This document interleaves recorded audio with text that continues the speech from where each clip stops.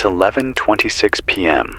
on a night that should have smelled like river water and wet leaves, but the air outside tastes like metal and smoke and the kind of cold that crawls up sleeves and sits on bone. The flag over the courthouse barely moves. The street lights down Front Street are out again, one long black run along the Susquehanna, and the water looks like oil in the thin moon. I'm Johnny Walker, speaking from a second-floor room that used to be a newsroom above a sandwich shop on North 2nd, a block off the river in Harrisburg, Pennsylvania. If you can hear me, you're on 92.3 FM. The old station power is gone with the grid, so this voice is riding a wire from a gasoline generator in the alley, a 30-year-old thing we pulled out of a storage locker and coaxed to life with new plugs, scrap wire, and more prayer than I've used in years. We ran a cable up the fire escape and into the rack and took a risk pushing signal through a patched antenna on the roof. If you hear hiss or a warble, that's us fighting the cold, the old coax, and the broken world between us. If the tone wobbles, I turn the alternator off to save fuel. If it's too quiet, I forgot to breathe. I'm alone up here now most nights, and I talk to fill the hollow, so the fear doesn't get all the room. Pretend you've just connected to this frequency. What do you tell the world in 15 seconds? What's the last thing you saw? Smoke? Silence? Soldiers? Comment your report like we're logging every broadcast. It felt small at first, which is how big things start. A week ago, Thursday, about 3:10 in the afternoon, my phone clock jumped 3 hours forward, then snapped back. I thought it was a bug. I restarted. A minute later, the map app spun. The blue dot drifted across the river to the island and got stuck. A woman at the coffee shop by the state office building complained her payment wouldn't go through, and the barista typed numbers into the machine and then shook her head. Out on Market, cars were all horns and brakes and then dead. Not all at once, but enough to make you notice. They rolled to the curb with blinkers that blinked twice and then gave up. A bus idled and then coughed out one last breath of diesel and went silent. Dan, who drives for Rabbit Transit, stood in the lane with both hands up like he could hold the street together by himself. Up above it all, something long and bright carved a line west to east and left a pale tail that didn't break up like a plane's contrail. Nobody clapped like they do for rockets on live streams. People looked down at their phones again and hit refresh, and then looked at each other, like we were all waiting for someone else to understand. By 5, the airport to the south in Middletown was sending up jets without lights. You could hear them before you could see them, the angry, dry tier of engines climbing hard. And then you could make out the shapes low against cloud. No strobes, no wing lights, just dark triangles moving fast. At 5:17, the TV in the bar downstairs, before we moved it to prop the rear door, froze on a news anchor with a smile stuck halfway to serious. The crawl at the bottom read something about temporary outages, and then the screen turned black and stayed that way. A few people laughed.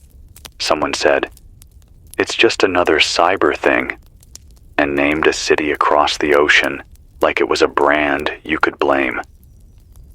At 5:33, the EAS tones came through the old radio on the back shelf in the bar, but the message that followed was chopped and thin, like somebody talking through a sock. The only words that came clean were shelter, do not travel, and then a number nobody recognized. When the anchor's face came back, the eyes were wrong. They weren't looking into the camera. They were looking at something off to the side and down, and the voice was reading something from paper. I keep thinking of the way the silence felt on Friday morning. It wasn't peace. It was the kind of quiet you get in a hospital hallway when you're waiting for a doctor to finish writing bad news. No compressors from rooftops, no leaf blowers whining, no AC units humming. A few birds, and then even they sounded careful. Traffic didn't sound like traffic. It sounded like one car here, one car there, and the grind of shoes on grit. The river was still, and from the Walnut Street Bridge I could see a line of cars stopped on the bridge to the south, just sitting nose to tail and empty, doors open, hazard lights dead. There was a plume over the plant downriver, not black like fire, but white and fat and wrong, like breath on a cold day, but for a giant. 3 Mile Island has been quiet for years, but someone threw diesel generators at its heart and tried to keep the cooling pumps moving. I don't know who they were. I know what it sounded like. A far metal thrum that ran under the skin of the morning. And then around noon it went out like a candle someone pinched. The water picked up a smell I don't have a word for. Not rotten, not chemical. Something like hot pennies and wet dirt. If you're listening for causes, I have pieces, not answers. A friend of mine used to work in signals at Fort Indiantown Gap. He doesn't do that anymore. He sat on the floor here on Saturday with a map draped across his knees and a coil of wire in his hands, and he spoke like a man giving up a habit. He said the GPS signal was dirty on Thursday, then loud on Friday, like someone turned up the volume on a bad song to drown out the good one. He said a lot of radios were deaf above a certain range, like a blanket sat across the sky. Not ionospheric, not weather. My neighbor's cousin, who does electrical for a hospital, came up with a box of dead defibrillator batteries, and a look I keep seeing now. He said they lost backup power because the diesel pumps wouldn't talk to the control logic, and they couldn't start by hand, because whoever designed it never thought a smart controller could go dumb. A nurse I met under the portico at the Federal Building had bandage tape on her fingers and said they were bagging patients one at a time by hand, one breath after another, because the ventilators were paperweights, and the only thing that still worked without the network was the will of the people in the room. It spread sideways more than forward. Not one blast and then smoke, but a slow breaking. The first night, the power grid in the city fell in sections, not with lightning or a pop, but with a tired sigh. The West Shore went dark, then a pocket by Shapoke, then the Capitol.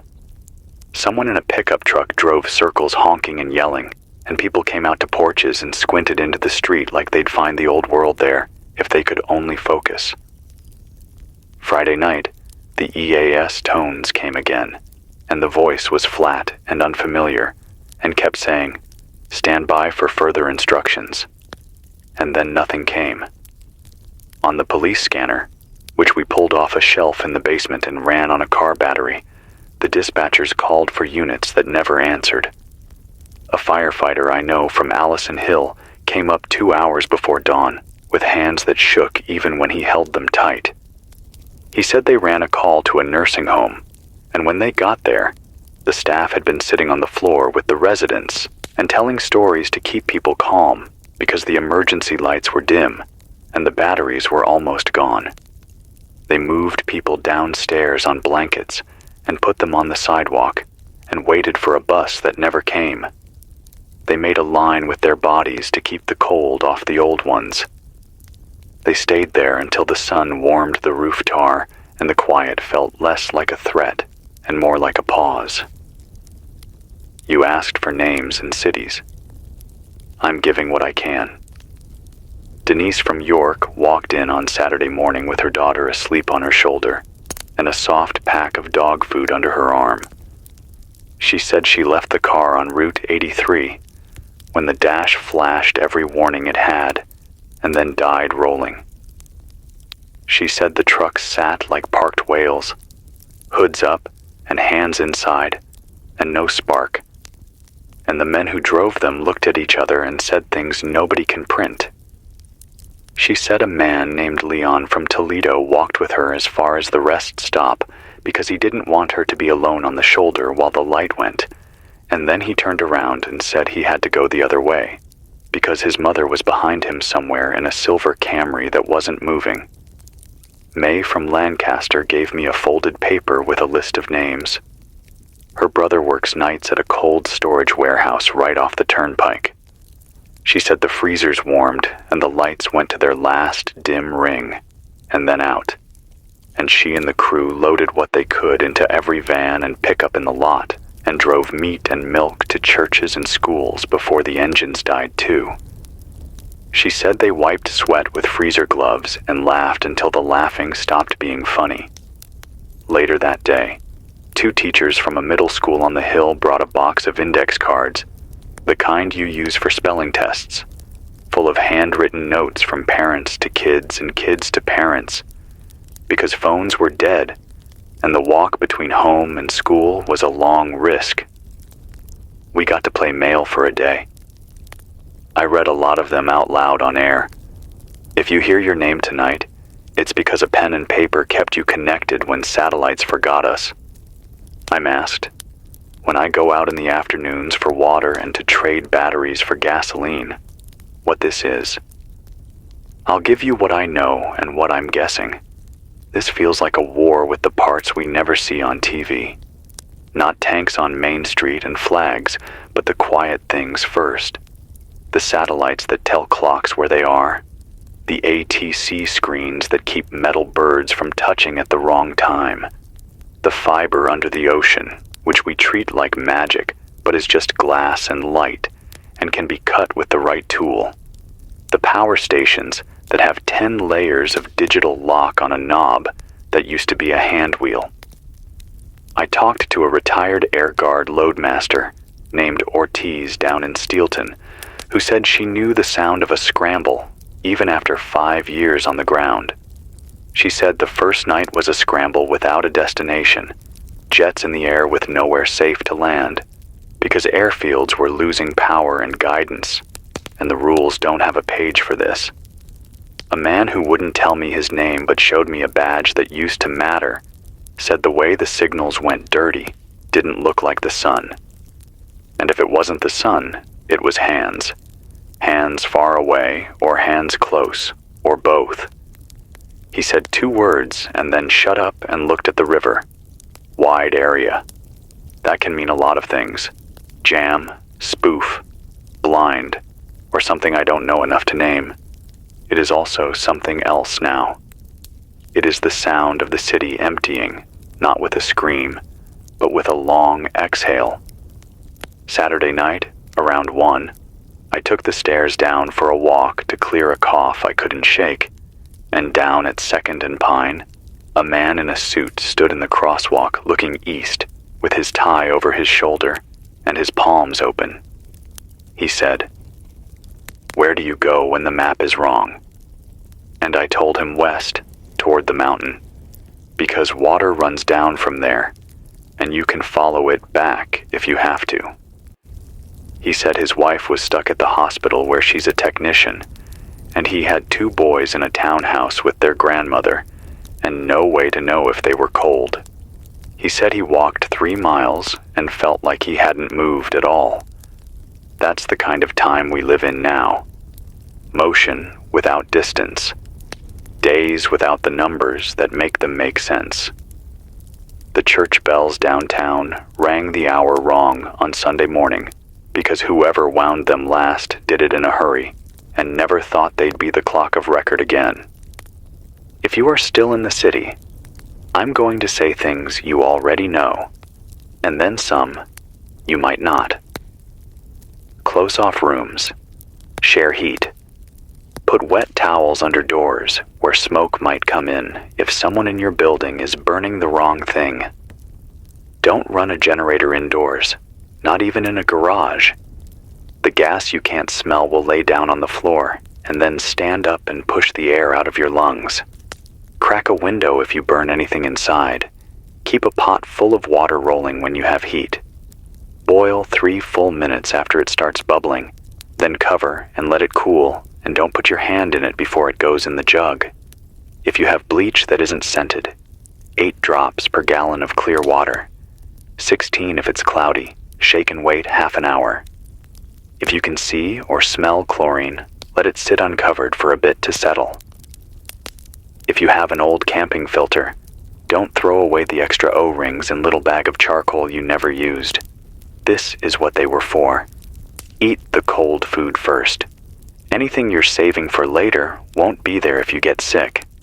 Share if you can, but keep enough to see your house through a week, because the trucks we're used to seeing every morning aren't coming tomorrow, and the next day is a story we'll write together. There are small lights in the dark. Up on Allison Hill, a carpenter named Ed ran a line from a windmill he built out of a bicycle wheel and old speaker magnets, and it turns at the smallest push and trickles a charge into a truck battery that now runs a light and a radio and a phone that doesn't talk to the world but still holds pictures of people he loves. In Midtown, a retired teacher named Mrs. Kaminsky sat 4 kids at a table and taught them how to set a siphon to pull water from a barrel on a balcony without lifting it, and then showed them how to write a letter to the next block that a 10-year-old could carry without being stopped. On the West Shore, a farm stand opened 2 hours after dawn and sold eggs for cash, then traded the rest for diesel and promises, and wrote names in a notebook like a general store in a town that only exists in old books. Old tools are the new answers. Hand pumps, buckets, a wrench that doesn't ask for a password, a rack of mason jars with lids you saved because your grandmother told you you'd need them again one day. You live long enough and the wheel comes back around. I don't want to lie about the mood. People are afraid. A man with a gun at his hip walked the length of 2nd Street this afternoon and stared into every window. He wasn't looking for anything to steal. He looked like a man waiting to be told who to be. 2 blocks over, a line of cars with hoods up looked like a row of open mouths with nothing to say. At dusk, a group of neighbors set a table in the hallway of a brick building and wrote down names of who was inside and who went out and who had insulin and who needed a warm room. They made a watch schedule with 2-hour shifts and a whistle. A woman named Amina, who used to run the front desk at a clinic, taught the hallway how to take a pulse and count breaths and what to do for a fever when there's no clinic to call. A teenager drew a map of the block with chalk on the wall and marked which apartments had candles and which had water and who had a baby and who had a dog that barks at footsteps. That's what it looks like when people decide to keep each other. As for the state and the country, the voices are fewer. I picked up a faint AM signal around 5:40 that read a series of numbers and phonetic letters, and then cut. I heard a flat voice on 7.555 megahertz this afternoon say, "This is a national emergency broadcast," and then the carrier dropped like someone pulled a plug. There have been messages that sound real and messages that don't. The real ones are simple. Stay put, don't drive, help your neighbors, preserve water. The fake ones say what you want to hear. Buses coming at dawn, food drops at noon, power back by night. I want to believe in the buses, but the fuel in the underground tanks won't come up without power, and the trucks that still run are few and spoken for, and the air is not safe for big moves. If someone tells you there is a convoy headed to your block when you haven't seen a working ambulance in 2 days, ask yourself why someone would promise what the road can't give. There are uniforms out there doing what they can, and there are also people in uniforms they found doing what they shouldn't. Trust is a fine thing. So is the lock on your door. I walked to the trainyard today because sound carries there. It's a big flat place where time lives in lines of steel, and you can hear a mile like it's a room. I saw a string of tank cars with chalk numbers on them and a note taped to the side that said, "Do not move, no brakes, hand only." I don't know trains, but I know that means we turned a system built on signal and switch into a thing you move with muscle and hand signals and hope. A man in a CSX jacket sat on a coupler and ate cold beans from a can and said he thought about walking west, but every bridge looked like a question he couldn't answer. He said the radios worked yesterday and then not today. He said the last thing he heard before the yard went quiet was a dispatcher far south saying, "Repeat." And then we all heard the word silence, like it was a command. I think about the kids. There's a group that plays at noon on the steps of a brownstone a block from here when the sun warms the stone. Little knots of them rolling marbles and trading stories that sound like the same story told with different names. One girl showed me a wind-up flashlight she cranked for a minute, and then she shined it at her brother's face and laughed. Another boy found an old hand radio in a closet and gave it to me because he said it sounded better in my hands. And it did, because the antenna I taped to the window here can hear farther than the wire he used for a string. I tuned it to weather radio out of habit and heard nothing but a thin hiss. I spun down the dial and found a preacher reading by candle. I went further and found a woman in Scranton describing how to make bread with no yeast and a hot stone. If you are that woman, your voice crossed the ridge and fell down into our city and warmed a cold room. That matters. I said I'd give what we know from people who know more than I do. An old engineer from the power company stopped by with grease on his forehead and a face you'd trust in a storm. He said we built a grid that needs to be told what to do by things that need other things to tell them what to do. And when the top of the tree breaks, the weight comes down and snaps the branches. He said the good news is metal is honest. If you can get to the substation, and if the breakers aren't welded, and if the transformers didn't cook, you can throw a lever by hand. The bad news is, most of those levers are behind fences with locks that open to cards and codes that live in dead computers. He said the best tool he had today was a bolt cutter. He said he never thought saving a city would start with cutting a chain. We are not a headline out here. We are rooms with blankets and hallways with names written on paper and food put in jars. We are a small crank on a little radio that lets a voice hop from this room to yours. I'm told to keep this practical, so I'll be plain. If you have a car with a working battery, take it out and bring it inside. That thing is a bucket of power, and you can drink from it. You can run a string of small LED lights for hours. You can charge a radio. If you have a bicycle, flip it upside down and use a belt to turn the back wheel against an alternator, or tie cord to a hand drill and spin a small generator. If you have a neighbor who doesn't have anyone, go knock and ask what they need and write it down and take that list to the hallway table. If you have medicine, write the name and dose on paper and make sure someone else knows where it is. If you have skills you never thought were skills, sewing, mending, sharpening a knife with a stone, stand in the hall and say what you can do. The world got simple and hard again, and it rewards hands. On the edge of the city, out by the warehouses and the long, low roofs, I saw 3 trucks with tarps over their hoods, and a line of people with jugs. Someone set up a hand pump over a shallow well. The city forgot to cap properly. It's not deep, but it's wet, and the man who brought the pump stood there with both hands on the handle, and pulled and pushed and pulled and pushed, and never stopped, and everyone who walked away said his name. It took about 3 minutes to fill a gallon. You can do the math. You can also bring your arms and make that line move faster. This is what we are now. Lines and hands and names. The worst part of the night is the part right before midnight when the cold comes through the window frame and the generator stumbles like a tired animal, and the thought sneaks in that no one hears this but me.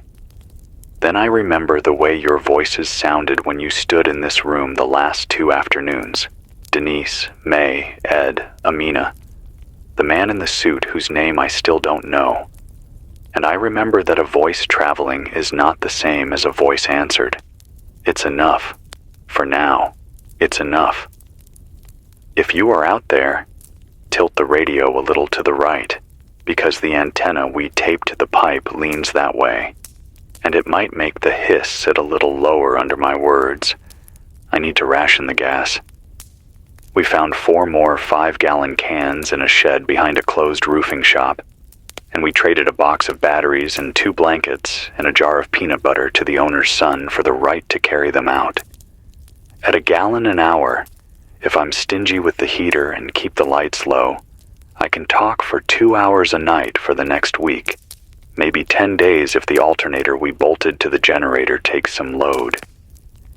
I will use those hours to talk about what you tell me and what I see, and what somebody with a clear head and a good heart teaches me in the daylight.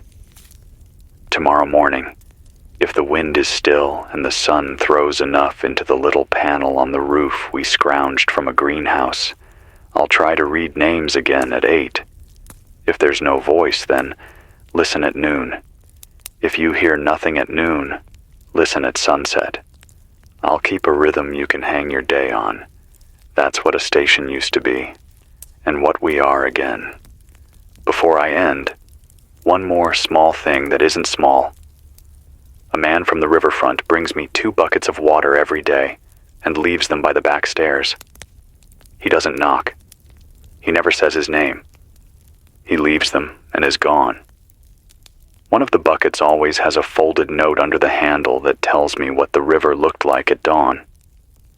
Today, it said the water was lower than yesterday by the width of his hand, and there was a raft of sticks caught on the rocks by the island, and a goose stood on it and slept. I don't know why that helps, but it does. If you have a view of anything that feels like a clock or a calendar, river, smoke, the way the wind moves, write it down and pass it along. We are short on numbers. We can make our own. It's late. I can feel the generator cough. I'm going to step down and pour 1 more gallon, and then turn the key for a minute to charge the battery pack, and then I'll sleep in the chair and wake when the cold climbs my legs. If you're on a couch under a coat and a blanket, I'm under a coat and a blanket too. If your breath is a cloud in the beam of a cheap flashlight, mine is the same cloud in the same beam. If you're scared, me too. If you're stubborn, I hope so, because that will keep us. I'll be back on 92.3 at first light if the fuel holds and the wires keep their faith. Put water on to boil when the morning comes. Share. Don't go far. Keep a hand on somebody. We'll make these hours mean something until someone with bigger tools and working machines and a better plan pushes in from the edges and takes some of this weight off our chests. For now, it's us. For now, it's this voice and yours across a city that still knows how to hold people. I'm Johnny Walker on 92.3 FM. I'll talk to you at dawn. It's 6:42 a.m. now, and the sky over the river is gray with a strange orange seam near the horizon, like something's burning far off where the sun should be. The smoke has been thick enough that you can't tell where the clouds end and the haze begins. I'm Johnny Walker, and you're still on 92.3 FM if your set has enough wire or patience to catch me. The generator sputtered twice during the night, but it held. And I'm back because silence is worse than the cough of an engine. The air has that smell again, a mix of burned plastic and wet iron, like the world's been cooking its own wires. You can feel it in your throat when you breathe too deep. Last night, I heard something I haven't heard in days. Heavy rotors thumping low over the river. The kind you feel in your chest before you hear in your ears. No running lights, just a shadow sliding east. Someone yelled Blackhawks from the street, but they moved too fast, too heavy, maybe bigger. They didn't come back. The sound went thin, then nothing. Nobody knows if they were ours, theirs, or some other hand moving pieces on a board we can't see. I stayed up listening after that, switching between bands, and picked up bursts of what sounded like encrypted chatter, the kind that clicks and pops instead of words. It cut off at 2:11 sharp. A man across the alley swears he saw a flash to the south, white, wide, and gone. He said it wasn't lightning, said the ground shook, just a breath, then nothing. Food is thinning. Stores that weren't stripped in the first 2 days have locks cut now. Shelves stand like ribs. A woman named Carol from Mechanicsburg came across the bridge with 2 bags of canned fruit and a look that was both relief and guilt. She said she traded her last jewelry to a man with a truck who said he had connections at a base down near Carlisle. She said he wore no patch, just plain fatigues, and smiled too much. She told me, "I don't know if I just fed my kids or starved them." And then she walked out into the fog with her boy carrying one bag and her carrying the other. I didn't stop her. I didn't know what to say. I've been told by a retired colonel, he asked me not to name him, that martial law has been declared nationwide, but no one knows who's enforcing it. Some bases are dark, some are burning fuel at double pace to keep whatever systems they can online. He said word came through that Washington has gone silent except for one hardened channel, and even that's breaking up. He says the fight isn't over, but he looked at me with the kind of eyes that have seen too many endings, and I don't know if he believed his own words. He talked about NATO, about Article 5, about allies who might be watching or might be gone. He said, if this was a strike meant to blind us, it worked. He said the next move is always after the blind. He didn't finish the thought. Water lines are coughing brown in some blocks now. Pressure's low. The main treatment plant sits quiet, the pumps locked behind dead screens. A man from the works told me if you can get to the river, boil everything. 3 minutes of rolling boil, then cover. He says even if the war doesn't touch you with fire, the sickness will crawl in through your glass if you don't fight it first.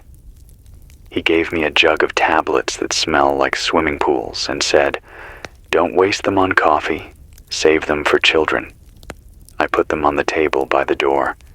If you come by, take one, but leave your name so I know who still breathes in this city. I can't tell you to be calm, not anymore. Calm is gone. What I can tell you is to stay close, stay warm, and keep the small things alive. Your matches, your notebooks, the people in the room with you. The big things are breaking, but the small things might carry us across. I'll keep this signal as long as the gas holds. Listen again at noon. If I'm not here, I'll try at sunset. Until then, hold the line in your street, your block, your house. This is Johnny Walker, 92.3 FM. Still talking because silence feels like surrender. It's 3:19 in the afternoon, and the light outside doesn't feel like real daylight. The clouds have been the same low steel sheet since dawn, but there's a faint red smear over them now, the kind you usually only see when a factory fire's burning plastic. Birds are gone. I haven't seen a single one cross the sky since morning. Even the gulls that haunt the riverbanks aren't crying. I'm Johnny Walker, 92.3 FM, talking from a second-floor room with the windows taped and blankets stuffed in the cracks. The generator's running steady, though the fuel gauge keeps winking at me like a reminder that I don't have forever. The sound is constant enough that sometimes I can't tell if it's my own heart shaking the desk or the engine working under the floor. The city feels split into two kinds of places now. Blocks where people are trying, and blocks where they've given up. On 2nd and Hare, someone painted water on the brick wall in White House paint, and there's a barrel catching rain from a drainpipe with kids lined up holding whatever they could find. Cut milk jugs, soda bottles, buckets. On Market near the old train station, the windows are smashed out of every shop. But nobody's carrying food away anymore because it's all gone. I walked by there this morning, and all I saw was broken glass crunching under shoes, and a man sitting on a bus stop bench with his head in his hands. He didn't move when I passed. Didn't even look up. Just sat there like time stopped for him, and he couldn't restart it. I keep hearing pieces of the world through the static. Around 11, I picked up a broken voice on shortwave saying, "Baltimore Port. Fire. Civilian casualties unknown." Then it cut into a squeal and died. At noon, another voice, this one clear for a second, like someone punched through the wall, said, "All trains west from Philadelphia stopped. Tracks disabled. Do not attempt travel." Then silence. I don't know if that was official or just someone with enough juice to sound official. Either way, if you're thinking of leaving east or south, I wouldn't. The roads are packed with silent cars and broken trucks, and now the rails are cut too. This city is a box, and the lid is coming down. I've been told by a man who used to wear uniform that some of this isn't accident. He says jammers are working full-time now, sweeping the air to kill signals. He says the grid didn't just collapse, it was pushed. He pointed at the smoke rising low on the horizon and said, "That's not industry. That's infrastructure." When I asked if it was war, he didn't answer, just tightened his jaw and looked at the ground. I think he's seen things I haven't. Things none of us were supposed to. Neighbors are starting to write lists of who has what. One block over, they tacked a sheet of plywood to the side of a brick building and scrawled down names. Who has firewood, who has water, who needs insulin, who has kids. A man named Terrell brought a working hand crank grinder and showed everyone how to turn oats into something soft enough to eat. An old woman named Linda sat on the curb teaching two teenagers how to patch shoes with a curved needle and thread. These are things you don't see when the lights are on. These are things that look like survival when the lights are gone. But fear is everywhere too. Last night, someone fired shots near Front Street. Nobody knows at who or what. People don't ask questions when they hear guns anymore. They just pull closer to whoever's near and wait for the noise to stop. A boy named Chris, no older than 12, told me he doesn't like going outside now because he thinks the world is listening for him. That's what he said. Out of the mouths of kids comes the truth we can't dress up. The world feels like it's listening, and none of us know what it wants to hear. I'll keep this signal live until the gas runs out. Listen again around dusk. If you hear nothing then, wait for the dark to settle, and I'll try to push through once more. For now, stay close to each other. Don't travel unless you know where you're going. Write down your names. Keep fire small and water clean. This is Johnny Walker on 92.3 FM. If my voice reaches you, you are not alone. Not yet.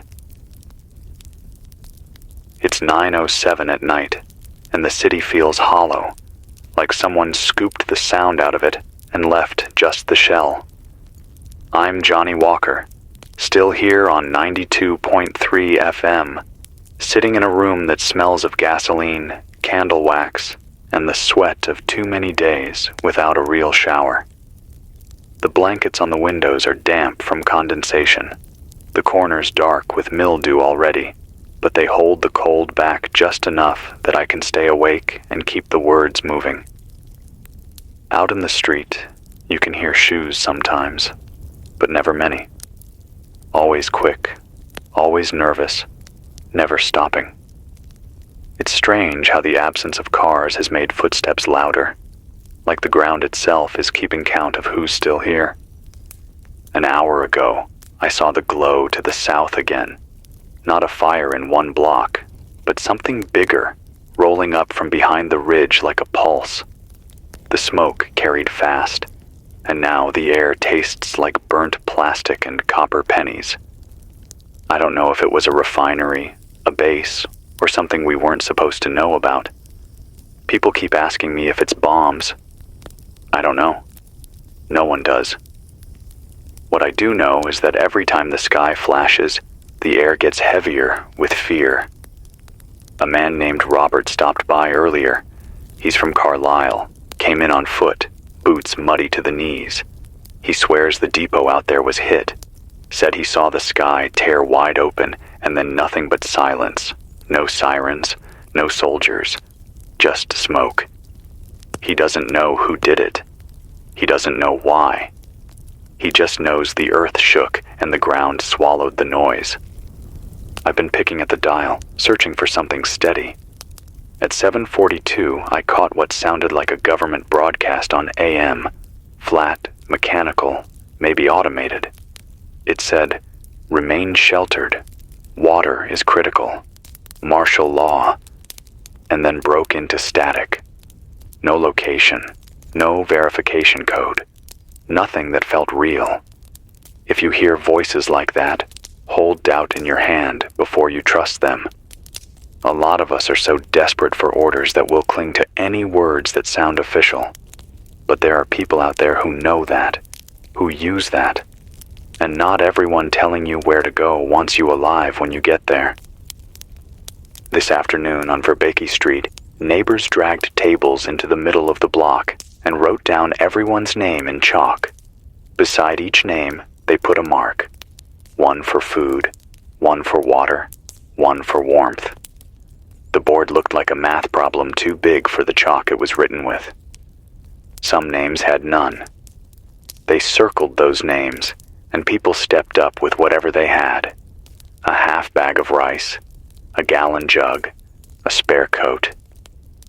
For a moment, it felt like people were building something, even if it was small, even if it was fragile. An old man named Harold gave away his last batteries for someone's radio.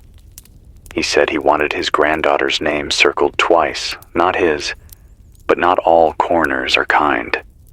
Down by 7th and Walnut, 2 men stopped a group carrying buckets of water and tried to take them. Nobody wants to say who fired first, but there were shots, and 1 man fell.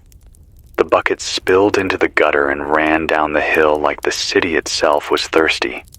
That's the kind of world this is now, where water spilling on the street is worse than blood. I keep thinking about how this all started. Thursday's strange flashes, the dead cars, the signals going sideways.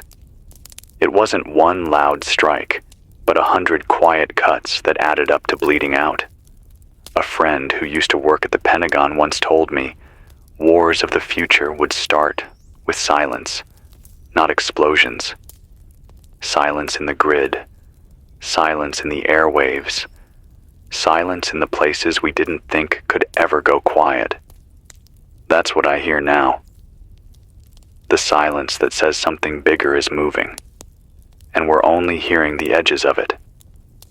If you can hear me, keep your light low. Stay close to people you trust. Share food if you can, but guard enough to see tomorrow. Boil water, even if it looks clear. Write names down on paper. Speak them out loud so they don't vanish. The world outside is breaking piece by piece, but a voice carried through the static means we are still here. I'll try again at midnight. If the generator holds, if the gas doesn't run out, you'll hear me then. Until that time, Don't wander. Don't follow voices that promise too much. And don't let silence trick you into thinking you're alone. This is Johnny Walker, 92.3 FM, still breathing words into the dark. It's 4:11 in the morning, and the cold has teeth. The kind that bites through boots and gloves and crawls into the cracks of your bones. I'm Johnny Walker, 92.3 FM, still running off a generator that's growling like it resents every second I keep it alive. The sky is black, darker than usual, no stars, no moon, just a smear of smoke that hangs over the city like a lid. I stepped out an hour ago, and all I heard was the buzz of wires that don't carry power anymore, just the ghost hum left behind. That silence is worse than the noise used to be. The streets are emptier than I've ever seen them. A dog padded across State Street, ribs showing through its coat, nose down in trash that isn't food anymore. No cars, no headlights, just a few candles glowing weak behind covered windows. Every sound travels too far, doors shutting, boots on pavement, the scrape of metal. You hear one noise, and it follows you for blocks. That's how thin the city feels now. Around midnight, I picked up a shortwave burst from further east. A man's voice, British accent, clipped and quick. He said, "London dark. NATO compromised. No confirmation from Washington." Then it was gone. Not faded. Cut, like a cord snapped. If that's true, then this isn't just here. This isn't just Harrisburg or Pennsylvania. This is bigger, wider, heavier than we want to think about. Some people whisper it's World War III, but nobody says it loud. Maybe because once you say it, you can't take it back. I keep seeing the look in people's eyes when they stop by this place. A woman named Carla came tonight with a bag of candles she pulled from a dollar store shelf. She said she walked here from Lemoyne with her son because it was the only light she could still see across the river. Her boy had a note in his pocket with 3 names on it: his grandmother, his uncle, his cousin. He wanted me to say them on air, so maybe they'd know he was still alive. I said them. I'll keep saying names as long as I can, because words are the only proof we have left. But the cracks are spreading. 2 blocks over, someone pried the locks off a pharmacy. Not for medicine, but for whatever they could sell or trade. The glass was scattered across the sidewalk like ice. People picked through it barefoot, too desperate to care. On Front Street, 3 houses were boarded up by their neighbors, not because they were empty, but because the families inside had gotten sick. Nobody knows from what. Bad water, bad food, stress. Doesn't matter. They're shut in now, and nobody dares knock. That's how fear moves, fast, mean, and quiet. A man I trust, ex-military, doesn't want his name on air, sat in this room tonight and told me what he thinks. He says this was no accident, no storm or flare. He says the grid was hit, clean and hard, not with bombs, but with code. He says the first strike wasn't on land or sea, but inside the machines we built to run our lives. He says we're blind now, and whoever did it is counting on us tearing ourselves apart while they stay in the dark. When I asked him if this was war, he didn't say yes. He didn't say no. He just stared at the candle and said, "It started." I don't know how long this signal will carry. Maybe the hiss will swallow me up before dawn. Maybe the gas will run dry. But if you can hear me, stay low, stay small, keep water clean, write your names and pass them to people who can carry them farther than you. If this is the start of something bigger, then our survival begins in the little acts. Sharing food, guarding fire, saying names out loud so they don't vanish into the static. I'll try again at sunrise if the wires hold. Until then, keep moving only when you have to. Trust your gut.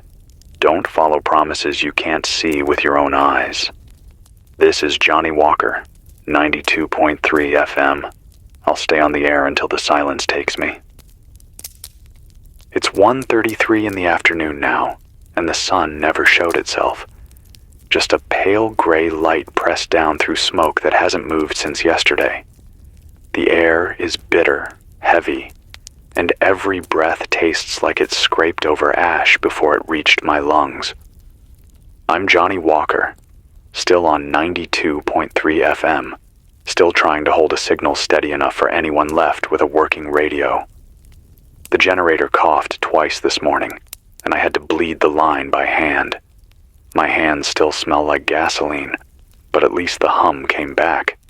Without that hum, this room would be as dead as the streets outside. The city is changing fast. It doesn't sound like itself anymore. No horns, no engines, no laughter carried over water. Just a few desperate hammers hitting nails into plywood, a baby crying 2 blocks over, and sometimes the sharp echo of something breaking. Glass, wood, maybe someone's door. People are fortifying what's left of their homes, turning apartments into bunkers with furniture stacked against windows and doors. I walked past a building on Cameron Street earlier, and someone had spray painted, "No entry, we're sick," across the brick. I didn't linger. The air felt wrong there, heavy, like grief itself had weight. I met a man named Stephen at dawn, dragging a cart he built out of 2 bicycle wheels and a rusted frame. He came from York on foot, pushing that cart the whole way with 2 jugs of water, a sack of potatoes, and a folded American flag tied across the top like a cover. He said his wife and daughter stayed behind because she had family who wouldn't leave, and he couldn't carry them all. He didn't look at me when he spoke. He just kept his hands on that cart, white-knuckled, like if he let go, the last of his life would roll away from him. The radios are worse today. I scan, and all I hear is hiss, broken by sudden bursts of words that sound more like ghosts than men. Around 10, I picked up what I swear was French, clipped and panicked. The only word I understood was Paris. Then, static swallowed it. At 11, a flat American voice read numbers in a pattern. 9, 7, 4, 9, 2, and then it cut clean. Could be military, could be nothing, could be bait. Nothing comes clear long enough to know. That's the worst of it. You can't trust what you hear anymore, not even your own ears. Neighbors here are organizing watches. A woman named Janelle has been going door to door with a notepad, writing down who can stay up at night, who has candles, who can keep guard while the rest try to sleep. She said, it's not about enemies, it's about fear. That fear makes people do stupid things in the dark, and a voice in the hallway telling you it's safe can keep that from happening. She's right. Fear is eating at people faster than hunger is. There was gunfire last night near the Capitol steps. Not a lot, just a few short bursts, but the sound carried across the whole city. This morning, I found footprints in the snow-dusted grass nearby, leading toward the river. No blood, no bodies, just prints, wide apart like someone was running. I don't know who they were. I don't know if they're alive now. I'm tired, more than I want to admit. My hands shake when I hold the microphone, and my eyes burn from smoke leaking through the cracks. But I'll keep talking, because silence is worse. If you hear this, you're still part of something bigger than yourself.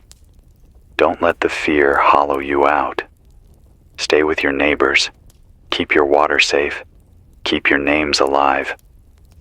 I'll try again after sundown. If the fuel stretches, if the wires don't burn out, you'll hear me then.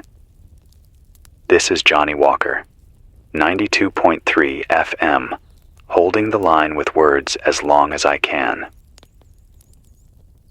It's 10:48 at night, and the dark feels heavier than it did yesterday, like it's settled in the streets and refuses to leave. I'm Johnny Walker on 92.3 FM, still talking, still running this old generator ragged just to push a voice across the static. The air in this room is damp from my own breath, walls sweating with condensation. Every time I wipe the window panes, the frost comes back thicker, like the glass is trying to close itself off from the world. Out on the street, the silence is so deep that even a cough sounds like an alarm. The city is shrinking in spirit. I walked through Midtown earlier, and half the houses that had candles in their windows 2 nights ago are black now. Either they ran out, or they gave up showing light for fear it would draw the wrong eyes. On Mulberry Street, I passed a man nailing sheets of tin over his door with no gloves, blood smearing on the hammer, and he didn't even flinch. He looked at me once, eyes wide, then kept hammering like he was racing something I couldn't see. I caught another transmission at dusk, faint and warbled. A man's voice, American, maybe military. He repeated the word containment 3 times, then listed cities, New York, Boston, Philadelphia. After that, nothing. Containment. What does that mean now? Fences? Barricades? Or just lines on a map where they're telling the rest of us not to cross? I don't know. What I do know is I haven't heard anything that sounds like Washington in 2 full days. And the longer that silence stretches, the more it feels like no one's in charge of anything. A woman named Evelyn stopped by the station tonight. She carried a shopping bag with 3 jars of pickles and a notebook full of names. She said she's been walking block to block, writing down who's still alive in her neighborhood, who needs medicine, who can't move without help. She's been circling the sick and the old, making sure no one forgets them. She told me her husband was a medic in Iraq, and before he died, he told her, "Write everything down, because when memory fails, paper will still speak." She looked at me with eyes red from cold and smoke and said, "Say their names on the air so they don't disappear." So I did. And I'll keep doing it as long as there's breath in me. The fear's turning sharper now. Just after sunset, a group of people dragged a man into the street near 3rd and Riley, accusing him of hoarding food. He shouted until his voice broke that he had nothing, that his cupboards were bare. They didn't listen. They tore apart his house and left the door swinging, and when they found nothing, they scattered without even looking back at him. That's what hunger does. It robs you of sense before it robs you of strength. I keep thinking about how quickly order crumbled. Thursday afternoon, we were still buying coffee with cards, watching planes cut white lines across the sky, pretending the world couldn't tilt this way. Now the sky is empty, the screens are dead, and the only lines left are the ones people draw in the dirt with their fear. This is what collapse sounds like. Not explosions, but the grinding away of the small, ordinary noises that once made us feel safe. If you hear me now, take this to heart. Do not travel after dark. Don't trust promises whispered through radios that don't give names or codes. Keep water boiled, keep children close, and above all, don't let despair creep in. We are still alive, and as long as we are, there is something worth fighting for, even if all we can fight for tonight is one more breath, one more name, one more hour. I'll try to come back on at dawn if the fuel lasts. Until then, hold steady, keep watch, and remember, you are not alone in this. This is Johnny Walker, 92.3 FM, clinging to the airwaves while the world outside collapses 1 block at a time. It's 5:22 in the morning, and the city feels like it's holding its breath. I'm Johnny Walker, 92.3 FM, still talking from this small room above the empty street. The generator groaned through the night, and I thought it would give up twice, but it kept coughing along. The fuel smell is thick in here, stuck to my clothes, stuck to my skin, but I'll take it. The hum means I'm still here, and if you're listening, so are you. Outside, the air is sharper than it was yesterday, the kind of cold that cuts the lungs when you breathe too fast. The streets below me are emptier than ever. At this hour, the old world would have had trucks rumbling, buses sighing, the hiss of brakes, maybe someone on their way to the early shift. Now, there's nothing. Just a city shaped like itself, but stripped of its voice. I watched a man on a bicycle glide down Walnut Street just before dawn, his tires silent on the frozen pavement. He carried a sack strapped to his back and kept looking over his shoulder, not because anyone was chasing him, but because silence itself feels like something's behind you now. The news, or what passes for it, comes in fragments. Around 3:40, I caught a broken signal on AM that sounded official. A woman's voice reading, "Eastern Corridor, major outages, martial law effective immediately." The words cracked and repeated, like the tape was damaged or the system chewing on itself. No location, no code, no way to tell if it was live or a recording left on a loop. But if that word, martial law, is real, then the soldiers who still have working trucks and rifles are the only law left, and whether that means safety or fear depends on who shows up at your door. A man named Henry from Steelton came by with his nephew just after midnight. He told me the National Guard had set up a checkpoint at the Route 230 bridge, but when he got there, the trucks were abandoned, engines cold, radios ripped out. He said one Humvee had its hood open and wires cut, like someone wanted to make sure it would never run again.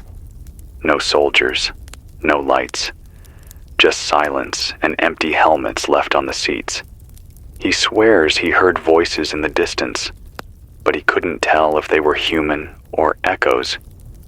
They turned back before crossing. I can't shake the feeling that the collapse isn't just about power or machines, it's about trust.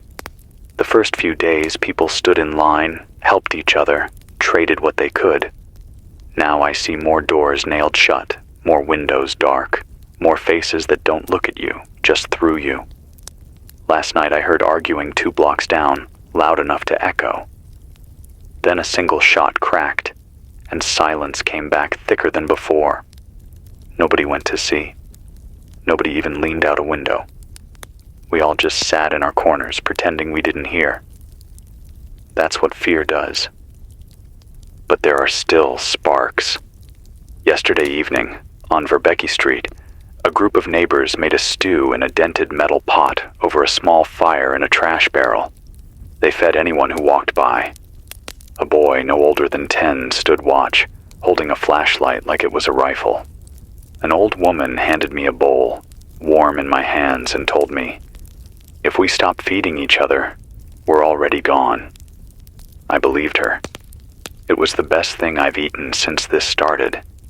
Not because of taste, but because of the reminder that we can still act like people. If you hear this, remember the basics. Water first, then warmth, then food. Write things down. Paper still works. If someone in your block can organize, let them.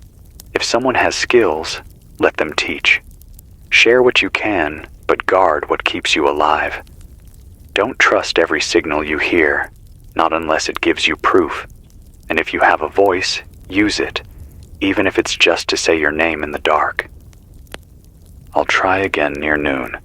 If the fuel holds, if the wires keep carrying me, you'll hear me then. Until that time, stay small, stay careful, and don't let silence swallow you whole. This is Johnny Walker, 92.3 FM, still on the air in a world that feels like it's shutting down one breath at a time. It's 8:14 in the evening now, and the streets are darker than I've ever seen them. I'm Johnny Walker, 92.3 FM, still pushing this voice out into the quiet, still feeding the generator enough gas to make the static part for a little while. The wind picked up after sundown, and it whistles through broken gutters and shattered windows like the city itself is moaning. No headlights, no planes overhead, just a dull red glow to the east where the horizon should be black. I can't tell if it's fire or some kind of flare, but it's been there since last night, and it hasn't gone out. I walked as far as 7th Street this afternoon. The sidewalks were littered with paper, old bills, flyers, scraps of notes. One that stuck to my boot had just 3 words written in heavy marker. Don't trust broadcasts. I don't know if it was warning me or mocking me, but it stayed in my pocket anyway. That's the kind of city this is now. Every piece of paper feels like a message. I passed 3 men pulling a sled made of doors and rope. On top, they had jugs of water, 2 sacks of rice, and a small child wrapped in a quilt. They didn't speak. They didn't even look at me, just kept walking north with their heads bent, like words would make the load too heavy to carry. At 2:17, I caught a signal that sounded strong at first. An automated voice listing coordinates and repeating, "Evacuation point established." The numbers came twice, then the carrier tone wavered and went dead. I checked the map with a pencil and a torn sheet of cardboard. The coordinates were wrong. Middle of the river. Nobody's evacuating from there. If you hear messages like that, check them against what you can see with your own eyes. Misdirection is a weapon now, just as much as guns or bombs. A neighbor named Paul stopped by with a bundle of firewood strapped to his back. He said a convoy of trucks came through the west side last night. No lights, engines low. He thought they were guard at first, but the uniforms didn't look right. He said they drove straight through, didn't stop for anyone waving them down. By dawn, they were gone, and people who followed found nothing but deep tire ruts leading east. He doesn't know who they were or what they carried, but the fact they had working engines when the rest of us don't, that means someone still has control over parts of this mess. The fear is spreading faster than the hunger. On Green Street, I heard shouting and found 2 families fighting over a box of canned beans. The box spilled, cans rolled into the gutter, and by the time I got close, the fight was over. 1 man bleeding from his cheek, 1 woman clutching her child, both families walking away with nothing. The cans stayed in the street. Not 1 person bent to pick them up. It was like they'd forgotten what they were even fighting for. Still, there are flickers of something worth holding on to. In Allison Hill, kids drew chalk arrows on the pavement, pointing toward a house with a working hand pump. Beside it, they wrote water in letters as big as they could make them. I saw a line stretching down the block, and nobody pushed, nobody shouted. Just patience, even in hunger. That house is guarded now, not by guns, but by neighbors who take shifts, making sure the line stays safe. That's what we have left, small courage in small places. I don't know what tomorrow brings, or if there even is a tomorrow in the way we used to mean it. But I know this. The city isn't empty yet. We're still breathing, still building, still writing names on scraps of paper so the silence doesn't erase us. If you can hear me, don't stop. Boil your water. Guard your light. Share only what you can spare. And never follow a voice that doesn't give you proof. I'll try again near midnight. If the gas holds, if my voice doesn't give out, you'll hear me then. This is Johnny Walker, 92.3 FM, talking into the dark so none of us forget we're still here.